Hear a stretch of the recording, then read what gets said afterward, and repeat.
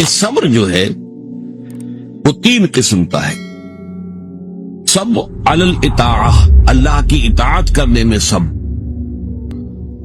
فجر کی نماز کے لیے اٹھنے کے لیے اس وقت چونکہ بڑی نیند گہری آئی ہوئی ہوتی ہے، رات بھر اگر کوئی مریض پریشان رہا ہو اور بے چین رہا ہو، اس وقت اسے نیند آ جاتا. اس وقت نیند کو توڑ کر اٹھنا، واقعہ یہ ہے کہ اس کے لیے صبر کی. پھر یہ کہ مئی جون کے مہینوں میں روزہ رکھنا بڑے صبر کی بات. تو صبر علی الاطاعہ، اللہ کے احکام کی پیروی اور اطاعت کرنے میں یہ صبر آئے. دوسرے ہے صبر عن المعصیہ، گناہوں سے بچنے کے لیے صبر. آدمی دیکھ رہا ہے کہ میں اگر اپنا وعدہ توڑ دوں تو مجھے بہت نفع ہو جائے گا، لیکن یہ معصیت ہے، اس سے رکنا تو اپنے نفس کو تھامنا ہوگا کہ وہ نفع کو نظر انداز کرتے اور اپنی بات پر جمع رہے. جب کوئی اور نفسانی خواہش ہے وہ ابھرتی ہے تو اس کو روکنے کے لیے انسان کے اندر طاقت چاہیے، یہ صبر. تیسرا صبر جو ہے وہ ہے صبر علی الابتلاء، آزمائش پر صبر. اللہ تعالی کی طرف سے یہ ہمیشہ کا ایک قاعدہ ہے، قانون ہے کہ جو لوگ بھی ایمان کا دعویٰ کریں ان کو جانچا جاتا ہے، پرکھا جاتا ہے، امتحانات میں سے گزارا جاتا ہے، آزمائشوں کی بھٹیوں میں سے گزارا جاتا ہے. تو یہ صبر علی الابتلاء جو ہے یہ اصل میں موضوع ہے ہمارے اس 5ویں حصے. اس لیے نوٹ کر لیجئے کہ وہ صبر علی الطاعہ اور صبر علی المعصیہ وہ اس میں اصل میں زیر بحث نہیں، وہ پچھلے حصوں میں آ چکے ہیں، خود امپلائیڈ ہوں. لیکن صبر علی الابتلاء، آزمائشوں کے اندر جمے رہنا، کوئی تکلیف ہے، پرسیکیوشن ہے، اسی طریقے سے آپ کو ستایا جا رہا ہے، وربل پرسیکیوشن ہے یا فزیکل پرسیکیوشن ہے، زبانی ایذا دی جا رہی ہے یا جسمانی ایذا دی جا رہی ہے، اس پر صبر کرنا. جانی نقصان ہے اس پر صبر کرنا، مالی نقصان ہے اس پر صبر کرنا. تو یہ سارے صبر جو ہے یہ در حقیقت یہ موضوع ہے اس 5ویں حصے. اب اس میں بھی تاریخی اعتبار سے نوٹ کر لیجئے کہ ایک تھا وہ صبر جو صحابہ کو مکے میں کرنا تھا، اور ایک وہ صبر و مصابرت ہے کہ جو مدینے میں آ کر شروع ہوا. مکے میں کیا تھا؟ یک طرفہ صبر تھا، جو تمہیں ستایا جائے، تکلیف دی جائے، جھیلو، برداشت کرو، کھڑے رہو، پیچھے بھی نہیں ہٹنا لیکن جوابی کارروائی بھی نہیں کرنا. میرے نزدیک یہ صبر جو ہے یہ زیادہ مشقت طلب تھا، یہ صبر زیادہ مشکل ہے. جہاں آپ کو اجازت ہو کہ کوئی آپ کو برا کہے آپ بھی جواب میں برا کہے، کوئی آپ کو اینٹ مارے آپ پتھر دے مارے، تو ظاہر بات ہے کہ وہاں بھی صبر کی ضرورت تو ہے، لیکن یہ کہ آدمی کا ٹھنڈا ہو جاتا ہے دل کہ میں نے بھی بدلہ لے لیا ہے، میں نے بھی پتھر مار لیا ہے. لیکن مکہ مکرمہ میں حکم یہ تھا کہ بس جھیلو اور کوئی جوابی کارروائی نہ. یہ جو صبر تھا یہ بڑا کڑا صبر تھا، بڑا سخت صبر. اور اسی اعتبار سے میں نے جیسا کہ آپ کو بتایا تھا کہ فزیکل پرسیکیوشن جو شروع ہوئی ہے وہ 4تھے سال سے شروع ہوئی ہے آغاز وحی کے بعد. اس سے پہلے صرف وربل پرسیکیوشن تھی، اور وہ بھی داعی یعنی حضور کی ذات پر مرکوز تھی. پاگل ہو گئے، دماغ خراب ہو گیا ہے، سحر زدہ ہے، کوئی جن آسیب ان کے اوپر آ گیا ہے، شاعر ہے، ساحر ہے. اب یہ ساری وربل پرسیکیوشن ہو رہی تھی، اور وہ بھی صرف حضور کے، کسی اور کے لیے نہیں. اس لیے وہ سمجھتے تھے کہ اگر حضور کا کی جو قوت ارادی ہے، ول، اسے ہم کل کر دیں اس وربل پرسیکیوشن کے ذریعے سے، استہزاء سے، تمسخر سے، مذاق اڑا کر وہ بددل ہو کر بیٹھ رہے ہیں، کسی اور کو کچھ کہنے کی ضرورت نہیں، یہ تحریک اور دعوت ختم ہو جائے گی. پہلے 3 سال پرسیکیوشن صرف وربل تھی، اور وہ بھی focused on the person of the prophet Muhammad صلی اللہ علیہ وسلم. 4تھے سال سے جب انہوں نے دیکھا کہ یہ تو نہ نبی کے حوصلے میں اور عزم میں کوئی کمی آئی، اور نہ یہ دعوت جو ہے رکی ہے، بلکہ دعوت تو پھیل رہی ہے، خاص طور پر ہمارے نوجوانوں میں، جو ہمارے مستقبل، ہمارے چشم و چراغ ہیں، وہ ان کے گر جمع ہو رہے ہیں. اور ہمارے غلام جو اب تک تو ثابت تھے اپنی قسمت پر کہ ٹھیک ہے ہماری قسمت تھی، اب غلام بنا دیے گئے، لہذا جو آ رہا جیل رہے.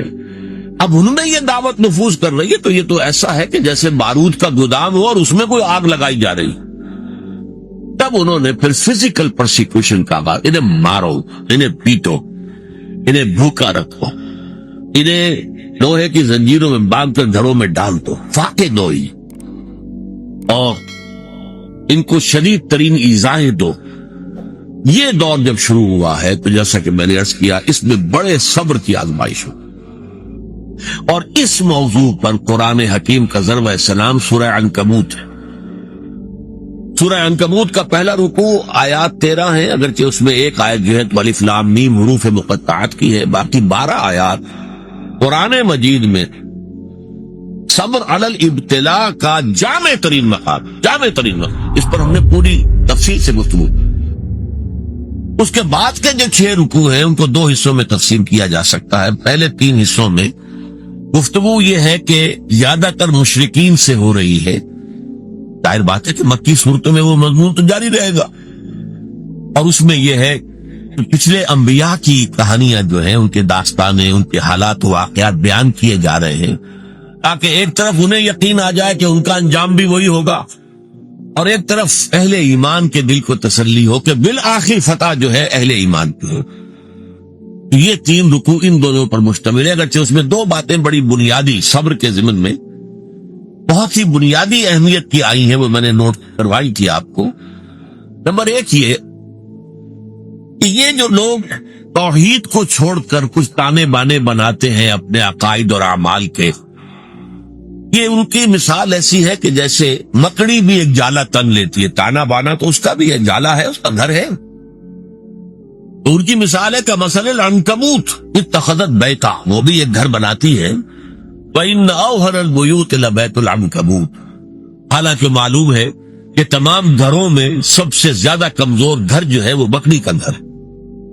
تو ان کے یہ تانے بانے بے بنیاد ہے، غیر معقول ہے، نہ فطرت میں بنیاد ہے نہ عقل میں بنیاد۔ ذرا سی آپ اس کا تجزیہ کریں گے تو معلوم ہو جائے گا کہ بے بنیاد ہے، بے اصل ہے، ان کی کوئی حیثیت ہی نہیں۔ اور دوسری مثال بہترین دی تھی، اور وہ یہ کہ حق کے منکشف ہونے کے باوجود جو لوگ باطل پر اڑے رہتے ہیں، ان میں بڑی تعداد ایسے لوگوں کی ہوتی ہے جو صرف اپنے تعلقات کی بنا پر وہیں پہ جمے رہتے۔ کیا کریں، اگر ہم بدل لیں گے بات تو ٹھیک ہے، لیکن ہم نئی بات قبول کریں گے تو اپنے خاندان والوں سے کٹ جائیں گے، اپنے رشتہ داروں سے کٹ جائیں گے۔ کوئی جماعت ہے، اس میں ہم شریک ہیں، لیکن اتنے سال ہو گئے، ہمیں 50 برس ہو گئے، ہماری رشتہ داریاں اسی جماعت میں ہو گئی ہیں، ہمارے کاروباری اتحاد وہی ہے، اب اس جماعت کو چھوڑ کر ہم کیسے جو ہیں پنپے کے کیسے؟ اس لیے کہا گیا ہے کہ ان کی مثال کیا ہے، کہ ان کا معاملہ یہ ہے کہ مودۃ بینکم فی الحیات الدنیا، تم باطل پر اڑے ہوئے ہو صرف اپنی دنیاوی جو زندگی ہے اس کے محبتوں اور تعلقات کی وجہ سے۔ یہ نہیں ہے کہ تم اس پر مطمئن ہو، کنونسڈ ہو، حقیقت تم پر منکشف ہو چکی ہے، یہ بات صحیح نہیں ہے، ہم غلط راستے پر جا رہے ہیں، لیکن مودۃ بینکم فی الحیات الدنیا یہ چیز ہے جو تمہیں روکے ہوئی ہے، آپ اس کو چھوڑ دیجیے۔ آخری 3 رکوع جو ہے وہ میں نے عرض کیا تھا کہ یہ 3 رکوع در حقیقت اس میں 2 مضامین جو ہیں ان کو لپیٹ دیا گیا ہے، بٹ دیا گیا ہے۔ ان میں سے ایک مضمون ہے وہی اہل ایمان سے خطاب، کہ آزمائش کے وقت کیا چیزیں ہیں جو تمہیں قائم رکھیں گی، تمہیں طاقت کس سے حاصل، صبر کی بنیاد کن چیزوں پر قائم۔ تو اس میں ہم نے دیکھا کہ جو 21ویں پارے کی جو پہلی آیات ہے نہایت جامع تھا، ذکر کی اہمیت، اتل ما اوحی الیک من الکتاب واقم الصلاۃ ان الصلاۃ تنہی عن الفحشاء والمنکر ولذکر اللہ اکبر۔ پھر یہ بھی فرمایا گیا کہ اہل کتاب کے ساتھ جو ہے، ان کے ساتھ جو ہے مجادلہ کرو، لیکن بڑے اچھے اسلوب سے، مشترک بات تلاش کرو اور وہاں سے بات شروع۔ اس طرح کے کی ہدایات آ گئی۔ پھر یہ ہے کہ مشرکین سے بات شروع ہو گئی۔ اب جو یہ آخری حصہ ہے آیت نمبر 56 سے لے کر 69ویں آیت تک، اس میں بھی آپ دیکھیں گے پہلی 5 آیات نہایت اہم ہیں ان لوگوں سے خطاب کر کے جو ان مشکلات و مسائل کی بھٹیوں میں سے گزر رہے۔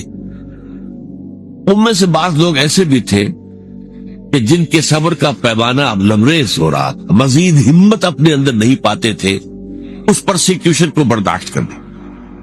ان کے لیے ایک راستہ کھول دیا گیا اجازت دے دی گئی ہجرت کی۔ اگر تم ہمارے دین پر قائم نہیں رہ سکتے، اس جگہ پر اتنی سختی ہے، اتنا تشدد ہے، تو ٹھیک ہے تم ہجرت کر جاؤ، میری زمین بڑی وسیع ہے، بڑی کشادہ ہے، زمین سے نہ بندھے رہو۔ پروفیسر مرزا محمد منور صاحب ایک لفظ استعمال کیا کرتے تھے، میں اس کو انہی کے حوالے سے استعمال کر رہا ہوں، Islamic culture is not earth bound. اسلامی تہذیب اور ثقافت جو ہے وہ زمین سے جڑی ہوئی نہیں ہے۔ ایک ہوتا زمین، بھارت ماتا، ہم سب بھارت کی اولاد ہے، نہیں، سنز آف دی سوئل، نو، ہمارا تعلق نظریات سے ہے، اللہ سے ہے، ایمان سے ہے، اس بنا پر ہماری ایک جمعیت ہے۔ ان کی جمعیت کا ہے ملک و نسب پر اعتبار، اور قوت دی سے ہے مستحکم جمعیت تیری، اس اعتبار سے مسلمان جو ہے وہ ارتھ باؤنڈ نہیں۔ اگر ایک جگہ پر رہتے ہوئے تم دین پر نہیں چل سکتے، چھوڑو اس جگہ کو، دفع کر دو اسے، اور چلے کہیں اور چلے جاؤ۔ لیکن ساتھ ہی کچھ اور باتیں بھی کہہ دی گئی، تو یہ در حقیقت اور یہ موقع کیا تھا؟ اسی کے بعد ہجرت حبشہ ہوئی ہے کہ بہت سے لوگ جو ہے حضور کی اجازت سے وہ مکے کو چھوڑ کر اور حبشہ کی طرف چلے۔ لیکن یہ ہجرت صرف اس کے اندر صرف ایک چوائس دیا گیا تھا، ایک اجازت دی گئی تھی، یہ ہجرت واجب نہیں تھی۔ اس کے بعد جو ہوئی ہے 7 سال کے بعد ہجرت مدینے کی، وہ واجب تھی۔ وہ تو ایک یوں سمجھیے کہ جو ریولوشنری پروسیس تھا محمد رسول اللہ صلی اللہ علیہ وسلم کا، اس کی اہم کڑی ہے، اس کا ایک ٹرننگ پوائنٹ ہے، وہ واجب تھی۔ لیکن یہ ہجرت جو تھی، اس کو ہم ہجرت حبشہ کہتے ہیں، سن 5 نبوی میں جو ہوئی ہے، یہ ہجرت تھی اجازت، جا سکتے ہو، اگر نہیں تم سے جھیلا جا رہا تو ٹھیک ہے تم مکے کی زمین کو خیر بات کہو، کہیں اور چلے جاؤ۔ اور کہاں چلے جائیں اس کی ہدایت حضور نے کر دی کہ حبشہ کا ملک ہے، زیادہ دور نہیں ہے حبشہ، درمیان میں صرف ریڈ سی ہے، گورہ قلزم، بس اس کو کراس کرو، کشتیوں میں بیٹھے اس کو کراس کیا، حبشہ پہنچ گئے۔ تو یہ ہجرت حبشہ کی طرف اشارہ ہو رہا ہے۔ تو ارشاد ہوا یا عبادی الذین آمنوا، یہی بڑا پیارا انداز، اے میرے وہ بندو جو ایمان لائے۔ ایک بات میں نے اس سے پہلے کئی مرتبہ کہی ہے آپ سے، قرآن مجید میں یا ایھا الذین آمنوا، یہ جو طرز خطاب ہے یہ صرف مکی صورتوں میں، مدنی میں نہیں، جبکہ ایک امت کی شکل بن گئی، تحویل قبلہ ہو گیا، معلوم ہوا کہ ایک نئی امت نئے مرکز کے گرد اب وجود میں آ گئے، لہذا وہاں یا ایھا الذین آمنوا، اور اس میں صرف صاحب ایمان نہیں، منافقین بھی شامل ہوتے۔ پورے قرآن میں کہیں منافقین کو نہیں کہا گیا یا ایھا الذین نافقوا، وہ بھی اپنے ایمان کے مدعی تھے، انہیں ایک مسلمان سمجھا جاتا تھا، اس لیے یا ایھا الذین آمنوا میں دونوں کور ہو جاتا۔ قرآن مجید میں مکی صورتوں میں یا ایھا الذین آمنوا کا لفظ صرف ایک صورت میں آیا ہے، اور وہ صورت ہے کہ جس کے بارے میں اختلاف ہے کہ وہ مکی ہے یا مدنی، وہ سورہ حج ہے۔ اس کے بارے میں یہ رائے بھی ہے کہ وہ مکی ہے، اور یہ رائے بھی ہے کہ مدنی، اور اس کی بعض آیات جو ہیں جن سے محسوس ہوتا ہے کہ وہ مدنی ہے، وہ اصل میں میرے نزدیک برزخی آیات ہیں، نہ مکی نہ مدنی، یعنی حضور کے سفر ہجرت کے دوران نازل۔ مکہ آپ چھوڑ چکے، مدینہ ابھی پہنچے نہیں، دوران میں سفر جو آیات نازل ہوئی اس کو میں برزخی کہہ رہا ہوں۔ تو دنیا اور آخرت کی زندگی کے درمیان ایک مرحلہ ہے برزخی، ایسے ہی یہ مکی اور مدنی کے درمیان۔ پر اس کے علاوہ پوری مکی صورتوں کے اندر، ویسے وہ صورت بحیثیت مجموعی میرے نزدیک مکی ہے، اس کی وہ آیات جن کی بنا پر لوگوں نے یہ گمان کیا کہ مدنی ہے، وہ میرے نزدیک برزخی ہیں، یعنی مکی اور مدنی کے درمیان۔ باقی اگر مکی صورت میں خطاب ہوتا ہے تو یا عبادی الذین آمنوا، یا عبادی الذین اسرفوا، اور یہ بڑا ہی محبت آمیز، اے میرے وہ بندو جو ایمان لائے، تو اس سے زیادہ التفاق اور عنایت اور توجہ، اپنائیت جسے کہ اے میرے وہ بندو۔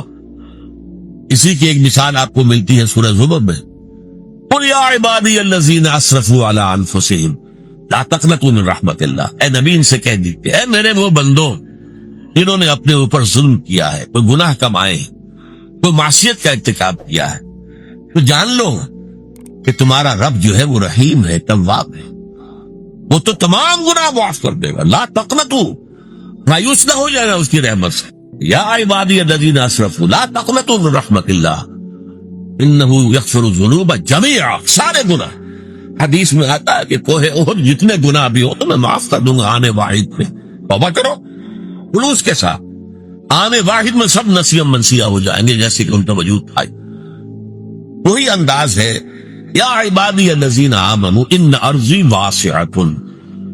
دیکھو ہماری زمین بہت کشادہ، صرف مکہ ہی تو نہیں ہے رہنے کی جگہ، ارضی واسعۃ. ہاں عرب کے اندر جو ہے سارے علاقے وہ قریش کے تابع تھے، لہذا قریش کے مقابلے میں پناہ دینے والا کوئی قبیلہ نہیں، لہذا عرب کی سرزمین تو اپنی وسعت کے باوجود تنگ ہو چکا. البتہ عرب سے باہر پوری دنیا پڑی ہے، جاؤ، لیکن ڈٹے رہو، ایمان سے پیچھے نہ. ان ارضی واسعۃ فإیایا فاعبدون، بس میری ہی بندگی کرو، یہاں نہیں کر سکتے تو وہاں جا کر کرو. اس میں پھر حضور نے نشاندہی فرما دی صلی اللہ علیہ وسلم کہ جاؤ حبشہ میں چلے جاؤ، وہاں ایک بادشاہ ہے جو بڑا ہی انصاف پسند ہے. اس بادشاہ کے پاس نجاشی رحمت اللہ علیہ، جو بعد میں ایمان بھی لے آئے اور انہیں تابعین میں شمار کیا جاتا ہے، کہ حضور کی زیارت تو ان ثابت نہیں ہے، نہیں ہوئی ہے، لیکن یہ کہ وہ ایمان لائے ہیں، صحابہ کو انہوں نے دیکھا ہے جو بھی گئے تھے ہجرت کر کے وہاں، لہذا انہیں تابعی شمار. ان ارضی واسعۃ فإیایا فاعبدون، میری ہی بندگی کرو. اسی سے ملتے جلتے اشعار ہیں حضرت علی رضی اللہ تعالی عنہ.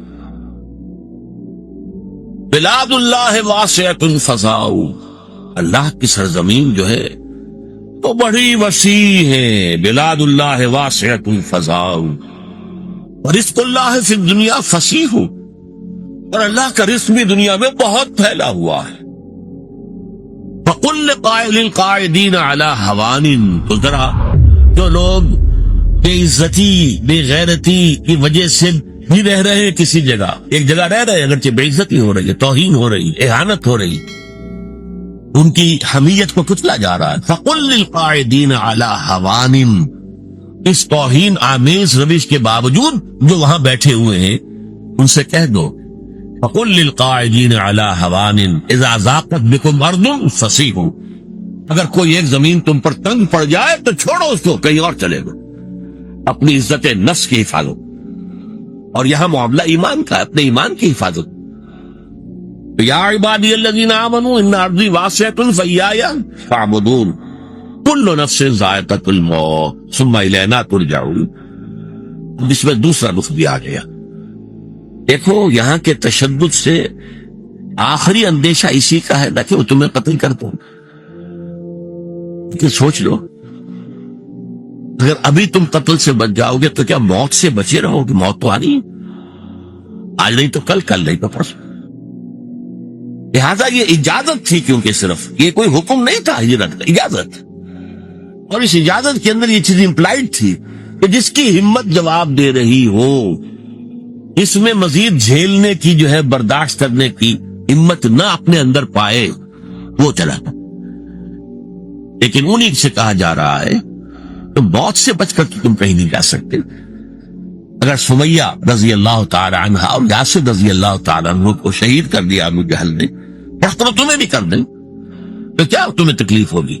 سیدھے جنت پہ جاؤ، حساب کتاب کا انتظار نہیں ہوگا، یوم قیامت کا بھی انتظار نہیں. باقی لوگ بڑے سے بڑا ولی اللہ ہو وہ بھی جنت میں داخل ہوگا قیامت کے بعد، حساب کتاب کے بعد. تم تو جاؤ گے فوراً جنت کے اندر. لہذا یہ پہلو سامنے رہا. دیکھیے میں نے عرض کیا تھا پہلے رکوع کے درس میں کہ دو چیزیں اس میں ساتھ ساتھ چل، دلجوئی بھی اور ڈانٹ ڈپٹ. یا دلجوئی کا پہلو کیا ہے؟ ٹھیک ہے بھائی، اگر برداشت سے باہر بات ہو رہی ہے تمہارے تو جاؤ، تمہیں اجازت ہے، تم ہجرت. بات یہ بھی اس چیز سے ڈر کر جا رہے ہیں وہ موت سے، موت تو آنی ہے. کل نفس ذائقۃ الموت ثم الینا ترجعون، پھر ہماری طرف تمہیں پلٹنا ہے، لوٹا دیا جائے گا. والذین آمنوا وعملوا الصالحات، اور وہ لوگ جو ایمان لائے اور عمل صالح کرے، جو ڈٹے رہے اس پر. لنبوئنہم من الجنۃ غرفا تجری من تحتها الانہار، ہم لازماً انہیں جگہ دیں گے جنت کے بالا خانوں میں جن کے نیچے نہریں بہ رہی. یہاں دیکھیے وہی صیغہ اب آ رہا ہے جو پہلے رکوع میں بار بار آیا. لَنَجْزِيَنَّهُمْ أَحْسَنَ الَّذِي كَانُوا يَعْمَلُونَ. وہاں پر آیا تھا ہم تو لازماً آزمائیں گے. وَلَنَبْلُوَنَّ وہ بھی ہے ان کو آزمایا جائے گا. اس اعتبار سے وہی صیغہ تاکید کا. لَنُبَوِّئَنَّهُمْ ہم لازماً انہیں دیں گے جگہ دیں گے مِنَ الْجَنَّةِ غُرَفًا جنت کے بالا خانوں میں تجری من تحتہا الانہار جن کے نیچے نہریں بہتی ہوں گی خالدین فیہا اس میں وہ ہمیشہ ہمیشہ رہیں گے. نعم اجر العاملین بہت ہی اچھا اجر ہوگا عمل کرنے والوں کا. اور اب نہایت خوبصورت مقام ہے یہاں پر. عمل کرنے والوں کی بنیاد کیا ہے؟ الذین صبروا وعلی ربہم یتوکلون وہ لوگ جنہوں نے صبر کیا ڈھیلا برداشت کیا سختیاں جھیلی مصیبتیں جھیلی مسائب جھیلے. جبکہ مدینے کی مکے کی گلیوں میں گھسیٹا جا رہا تھا حضرت بلال کو اور جیسے جانور کی لاش گھسیٹی جاتی ہے کھینچ کر لائی جاتی اسی طریقے سے ایک زندہ انسان گوشت پوشت کا انسان اور اس کے گردن میں رسی ڈال کر دینی ہے چھوکروں کو گھسیٹو اس کو گلیوں کے. اور ظاہر بات ہے کہ وہ گلیاں کوئی پیومنٹ تو نہیں تھے وہاں پر کوئی سڑکیں تو نہیں کونے رکھنے والے جو ہے نوکیلے پتھر جسم ادھر رہا خونم خون ہے. پھر سینے کے اوپر ایک بھاری پتھر رکھ دیا گیا دھوپ میں ڈال کر اوپر سے وہ آسمان جیسے آگ برس رہی ہے ادھر سینے پر پتھر. سانس لینا مشکل سے سانس لے رہے ہیں لیکن ساتھ ساتھ کہہ رہے ہیں ایک ہی کو مانتے اور کسی کو نہیں.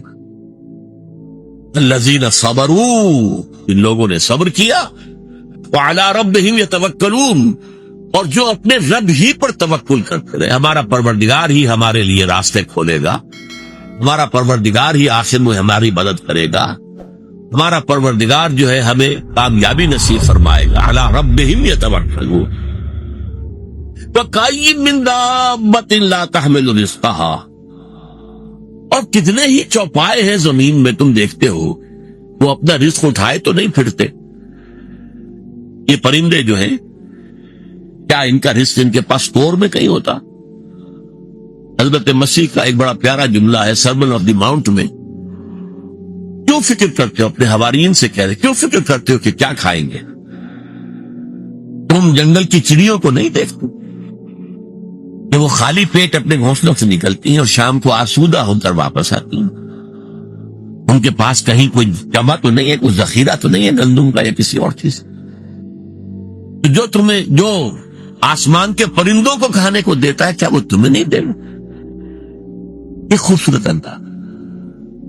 کیوں فکر کرتے ہو کیا پہنو گے؟ جنگل کی سوسن کو نہیں دیکھتے کہ جس قدر شاندار لباس اللہ نے اسے دیا ہے رنگین. سلیمان بھی اپنی ساری شان و شوکت کے باوجود ویسا ملبس نہ تھا ویسا لباس اس کے پاس بھی نہیں.